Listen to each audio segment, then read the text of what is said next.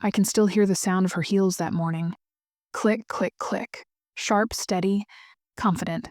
Like a countdown to something I didn't know was already happening. That was Mira Saunders, my manager, the woman who could turn a smile into a threat and a compliment into a warning. That morning, she walked straight into the boardroom, carrying a sleek black laptop and a latte, the same way she did every Monday.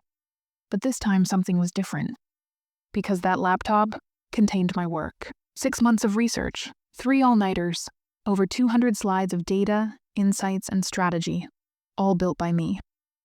And now, Mira was walking into that room to present it as hers. I didn't even realize it at first. I was at my desk reviewing client feedback when I heard her voice through the glass wall.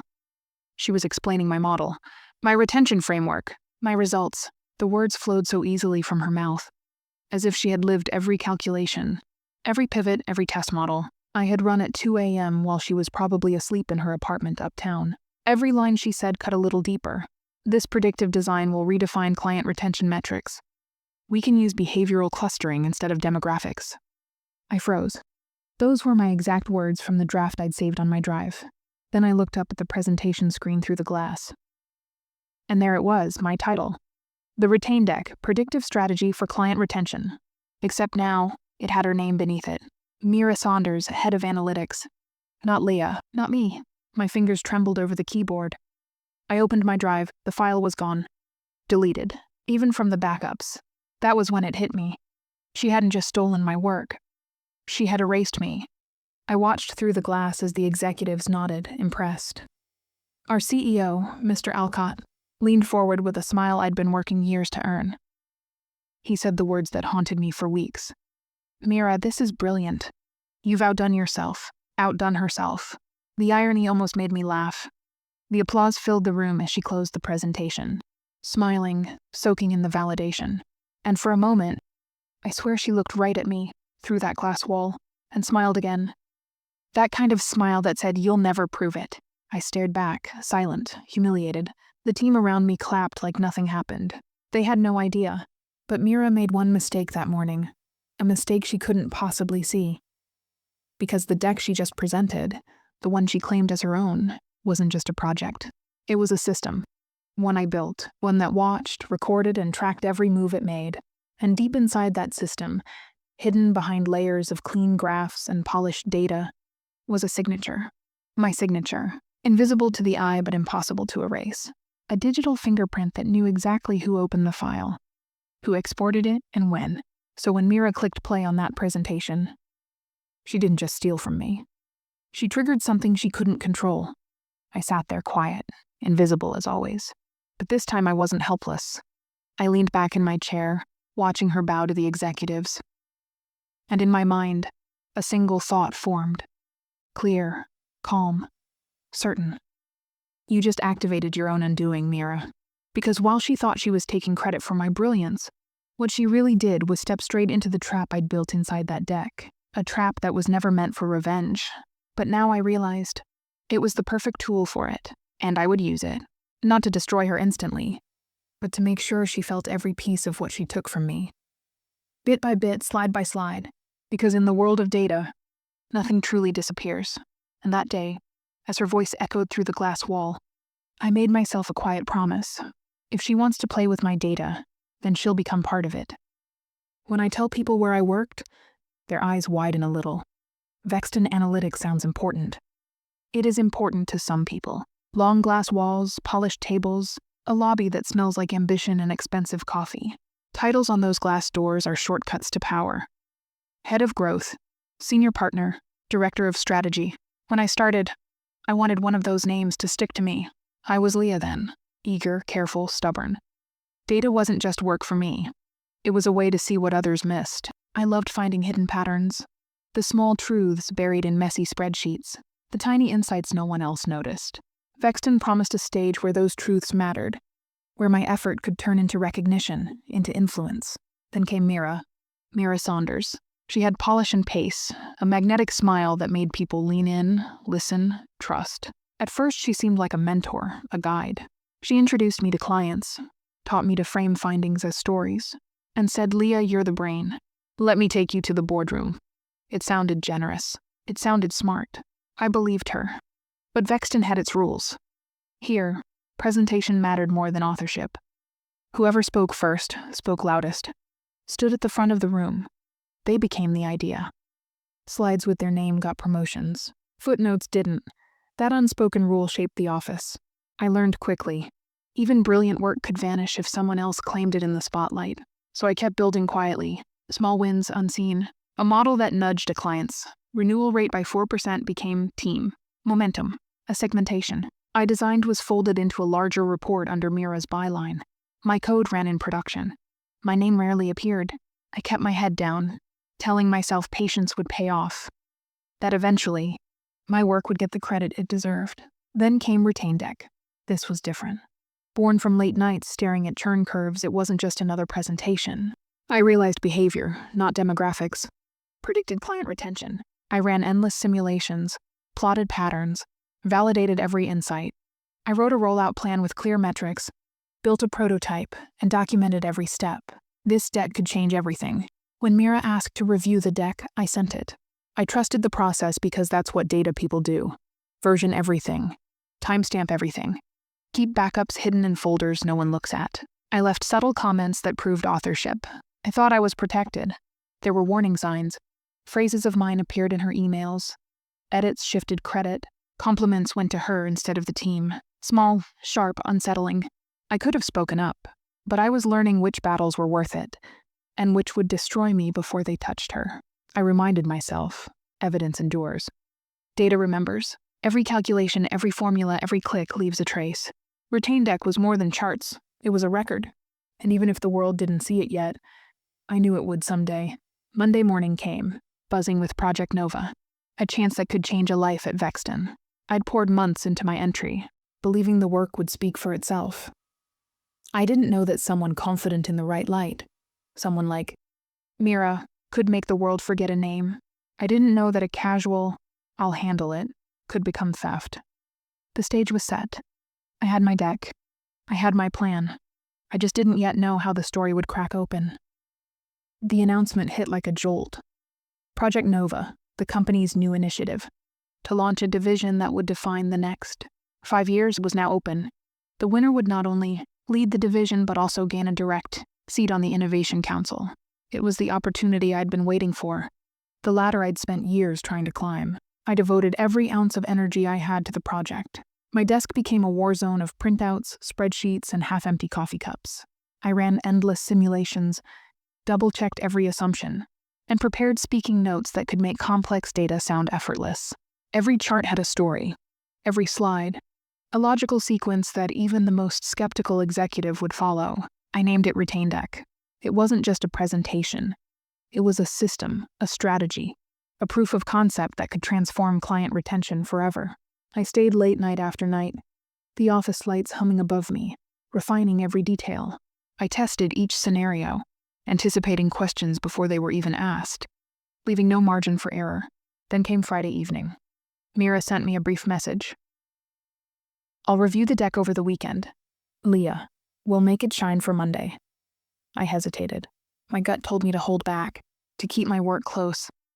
But I trusted the process, and, foolishly, I trusted her. I sent the deck and logged off, imagining a weekend of rest. Monday morning arrived, and with it, a sinking feeling in my chest. My inbox contained only a single email, not to me, but company-wide. "Congratulations to Mira Saunders, Project Nova finalist." Attached was my deck, exactly as I'd created it, complete with every chart, every slide, every carefully worded insight. My name didn't appear anywhere, not once. I couldn't move. I stared at the screen as my colleagues sent quick congratulations to her. The hallways buzzed with whispers about her brilliance, her vision, her leadership, and there I sat, invisible.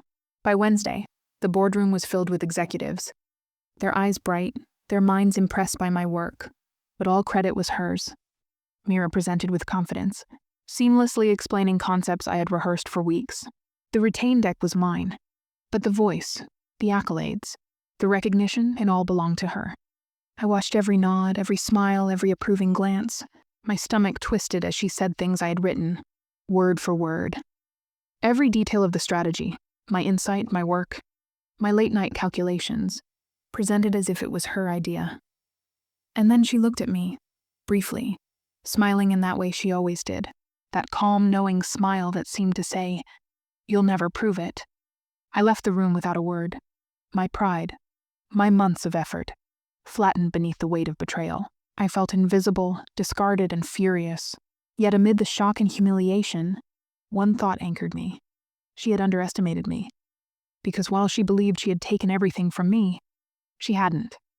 The retained deck was more than a set of slides. It was a system. And within it, I had hidden a subtle signature, a trace that would follow her every move. She had no idea that with every click, every presentation, every copy of the file she shared, she was leaving a trail I could see. That realization sparked a dangerous calm inside me. Anger burned, but it was steady, methodical, precise. I wasn't going to yell. I wasn't going to confront her publicly.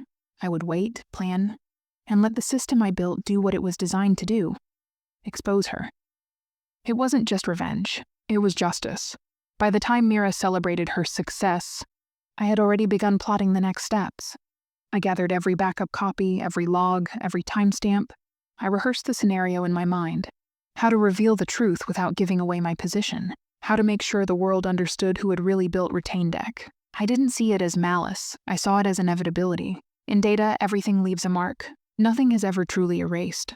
And the more she flaunted her stolen success, the closer she moved toward the trap I had set. That week, as the office buzzed with her achievement, I worked quietly, collecting evidence, documenting everything. Every export, every open, every external share unrecorded, time-stamped, untraceable to her awareness. I smiled silently to myself as I imagined her continued confidence, completely blind to the fact that the system had already started logging her moves. The stakes had changed. This was no longer about recognition or promotion. It was about proving that the truth could not be hidden. And Project Nova, the very opportunity she had seized at my expense, was about to become the stage for her undoing. The day Mira presented my Retained Deck, the office felt smaller. Every chair, every monitor, every glass wall seemed to close in around me as I watched her stand at the head of the boardroom. She moved with the kind of grace and confidence I had only ever seen in movies, or in people who had learned to take what wasn't theirs and make it look natural. She began with a smile, the kind that makes people trust you before they question anything. And then she spoke my words, my exact phrasing, my careful explanations, the logic I had tested 100 times, as if she had invented them herself. Every nod from the executives felt like a punch to the gut. Every approving glance made my stomach twist. I sat in the back, pretending to take notes, while my own work was paraded as hers. It was surreal. The very project that had consumed my nights, my weekends, my energy, was now a performance in someone else's hands. And the worst part? Everyone believed it. When the presentation ended, applause filled the room. Mira's smile never faltered. She had perfected the mask. And then she looked at me, just for a second. That small, knowing glance said it all. "I've won. You're powerless." I wanted to argue, to shout, to claim the deck as mine right then and there, but I didn't. I swallowed my words, my anger, and my pride. I told myself that confrontation without evidence would be foolish. Instead, I forced a smile, kept my head down, and let the world believe what it wanted. Later that afternoon, while the office buzzed with congratulations, I replayed every moment in my mind. The realization hit me. Mira hadn't just stolen my work, she had erased me. My authorship, my effort, my late nights, all invisible now. Everyone celebrated her brilliance while I remained unseen. But there was one thing Mira didn't understand. Retained Deck wasn't just slides and charts. It was a living system, a record of every click, every access, every interaction. And within it, I had embedded a subtle signature, a digital watermark that could trace every move she made with the deck. I could see her every time she opened it, every time she shared it, every time she exported it. The trap was already in motion. She thought she had won. She thought she was untouchable. But she had forgotten one thing. I had built the deck, and everything in it carried my mark. That evening, I sat at my desk long after the office emptied. I reviewed the logs, the timestamps, the access records. Every detail confirmed it. My system worked. Every unauthorized use of the deck was now evidence. Every copy, every presentation, every move she made would be recorded. And in that moment, I realized something crucial. Revenge wouldn't be immediate. It wouldn't be loud or obvious. It would be meticulous, precise, and undeniable. Every action Mira took with my stolen deck would bring her closer to exposure. I leaned back in my chair and allowed myself a small, quiet smile. The betrayal had hurt, but it had also given me clarity. I didn't need to confront her with anger. I only needed patience, strategy, and the deck I had built with my own hands. The real power wasn't in claiming the deck back. The real power was in letting the system do its work. And as I closed my laptop that night, I knew the trap I had embedded would eventually speak louder than any argument, any accusation, or any confrontation. Mira had stolen my work. She had flaunted it. And she had forgotten one critical detail. She was playing on my field now. Mira thought she had won. She walked the halls with that familiar, confident stride, presenting retained deck at client meetings, sharing it in executive briefings, basking in praise she hadn't earned. Everyone saw her as brilliant, visionary, untouchable. Everyone except me. Because while she was showing off my work, I was quietly building the case that would bring her down. Retained deck wasn't just a deck, it was a system. And inside it, I had hidden a digital signature, a subtle yet unbreakable watermark that logged every time the file was opened, shared, or copied. Every move would be traced back to her actions. Every click, every export, every slide she presented outside my knowledge was evidence. I spent the next week in silence, gathering proof. I didn't confront her. I didn't send passive-aggressive emails. I simply let the system do its work. I collected timestamps, version histories, and access logs. I mirrored everything to a private folder only I could access. By the time she thought she was safe, her every step was already documented. But I didn't stop there. I created a small demo video showing exactly how the watermark worked. Not to expose her immediately, but to understand the reach of the system. I had to know how much she had touched, shared, and altered the deck. The evidence was solid, undeniable, and completely in my control. Then came the moment of decision. How to use this power without revealing myself too early. If I went straight to HR or the CEO, Mira might deny everything, shift blame, or even manipulate the narrative further. No, this had to be strategic. A demonstration she couldn't ignore, a revelation she couldn't twist. So I devised a plan. First, I let the deck continue its course. Every presentation she gave, every file she shared externally, every casual comment she made in the hallway about her brilliant work would be logged. Then I would compile the proof and present it anonymously, enough to make the board question everything without implicating me directly. I rehearsed the scenario in my mind repeatedly. Timing, precision, subtlety. Everything mattered. This wasn't about instant revenge. This was about carefully dismantling her illusion of control. I would let her bask in stolen glory while the trap silently closed around her. Every morning I checked the logs. Every evening I refined the strategy. I imagined her pride turning into confusion, her confidence cracking under evidence she could not dispute. I allowed myself a quiet satisfaction in knowing that while she believed she was untouchable, she was already caught. By the end of the week I was ready. I had everything documented, organized, and impossible to deny. All that remained was the execution. The trap was set. Mira had walked into it without even realizing. And I had all the proof I needed to ensure that the credit I deserved, finally would be restored. This was no longer just about retained deck. It was about justice, about making sure the truth could no longer be hidden behind charisma, confidence, or authority. And soon Mira would realize that stealing isn't clever when the system itself has been designed to expose the thief. It all happened faster than I expected. The morning the board called an emergency review, Mira stormed into my cubicle, her usual composed mask replaced by a flicker of panic. She had no idea the system was watching. Every open file, every export, every version she thought was private had already been logged. I stayed calm, pretending to work. I didn't give her a hint, didn't meet her gaze. She muttered something about urgent client questions, but I knew. The trap was about to spring. By mid-morning, the boardroom was packed. Executives, partners, and even HR were seated, waiting. Mira walked in confidently, as if she was delivering a routine status update. But the second slide came up on the projector. Everything changed. A log of timestamps and accesses appeared. Every copy of retained deck she had shared, every presentation she had given outside the company's standard channels, every modification she had made without approval, all traced back to her credentials. The data was clear, irrefutable. Executives murmured, leaning forward to read. Mira's smile faltered.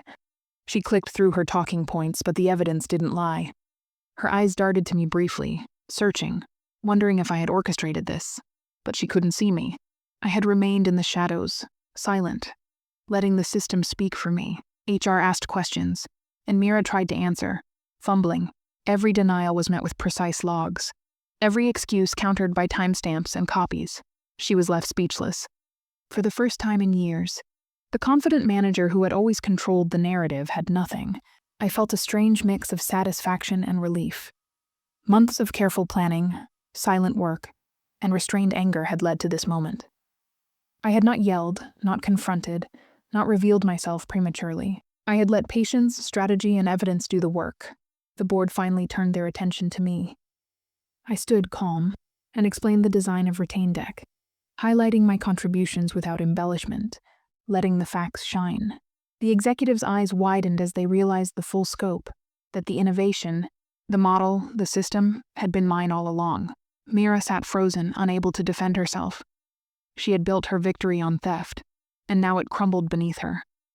Colleagues whispered, some shocked, some vindicated by the revelation.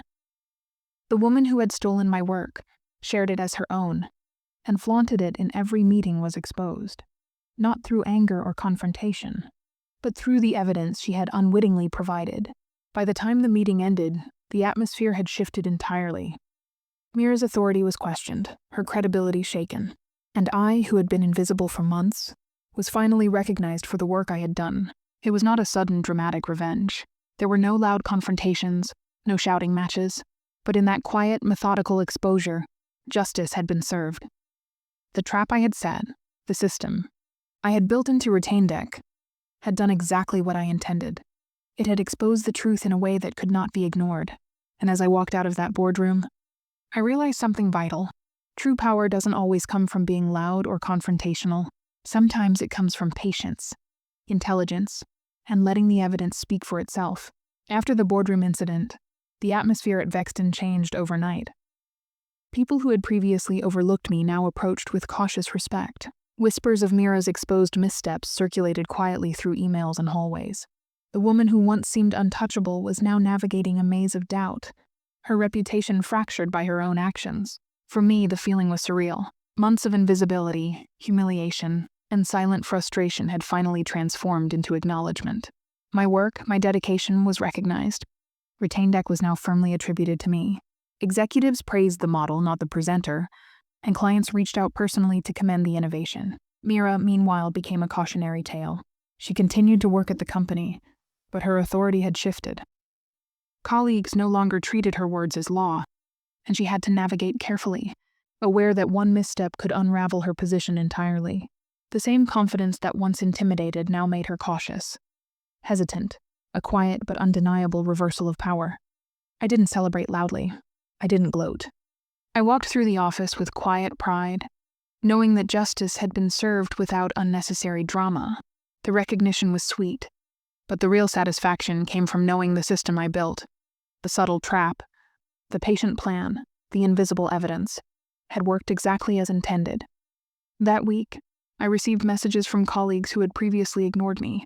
They wanted guidance, mentorship, or simply acknowledgement of my expertise. For the first time, my contributions were valued not because of titles or presentation skills, but because of the undeniable impact of my work. Retain Deck became a benchmark in the company. It wasn't just a project. It was a symbol of meticulous planning, dedication, and the quiet power of truth. And I knew, deep down, that the lessons I had learned would guide my future decisions. How to navigate office politics, protect my work, and ensure that merit was recognized, even in environments designed to obscure it. As for Mira, she eventually approached me privately. Her words were cautious, apologetic, and calculated. I listened, offered a neutral response, and understood that forgiveness wasn't necessary. The system had already delivered its judgment. The balance had shifted, and that balance was enough. Walking back to my desk, I reflected on everything I had endured. The long nights, the invisible victories, the careful planning. I realized that sometimes patience and intelligence can be more powerful than confrontation or anger.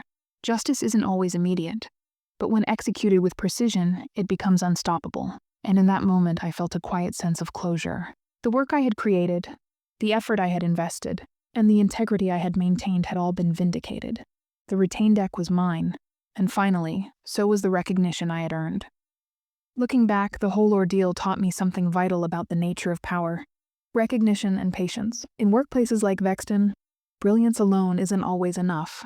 Ideas can be stolen, efforts can be overlooked, and the loudest voice often receives the credit. But integrity, strategy, and foresight, those are tools no one can take from you. Mira believed she could manipulate perception, present my work as her own, and remain untouchable. She underestimated one thing: systems, evidence, and careful planning speak louder than charisma or confidence. I didn't need to yell. I didn't need to confront. I let the truth reveal itself in a way that was undeniable. And when the world saw it, justice was served not through anger, but through precision. There's a lesson here for anyone who has felt invisible, undervalued, or betrayed. Protect your work. Document your efforts. Pay attention to the X. Too early can ruin the outcome. Planning, waiting, and letting the system do its work ensures that your efforts are recognized, and that those who try to steal them face the consequences. I also learned about human nature. Some people, like Mira, will act out of self-interest, believing they can control the narrative. But when systems are built carefully, when evidence is maintained, the truth has a way of surfacing. Pride and overconfidence often lead to downfall, especially when the person who was underestimated is not only competent, but also clever, meticulous, and patient. Finally, I understood that revenge doesn't need to be dramatic or cruel. It doesn't require shouting, confrontation, or humiliation. The most effective form of revenge is subtle, calculated, and anchored in the truth. Let the facts speak, let the evidence prove itself, and let the world recognize who really deserves the credit. Retain Deck became more than a project. It became a symbol of resilience. It reminded me that even when your work is stolen, your intelligence, planning, and perseverance cannot be taken. And for anyone watching this story unfold, always protect your efforts, trust your instincts, and remember, justice often comes quietly, but it comes. Because in the end, truth has a way of winning, and those who try to steal it will be exposed, sometimes by the very tools they thought they had mastered. If you enjoyed this story and want to see more real-life tales of betrayal, revenge, and justice in the workplace, make sure to subscribe to Revenge Untold. Hit the like button if you felt the tension in this story, and don't forget to turn on notifications so you never miss a new chapter of cunning, strategy, and justice. Comment below and let us know. If you were in Leah's shoes, would you have executed the plan the same way? Or would you have chosen a different path of revenge? Remember, at Revenge Untold, we bring you stories where the underdog rises, the betrayers are exposed, and justice is served, one clever move at a time. Stay tuned, because the next story might just change the way you see your coworkers forever. This is Revenge Untold, where the truth is revealed and justice is quietly delivered.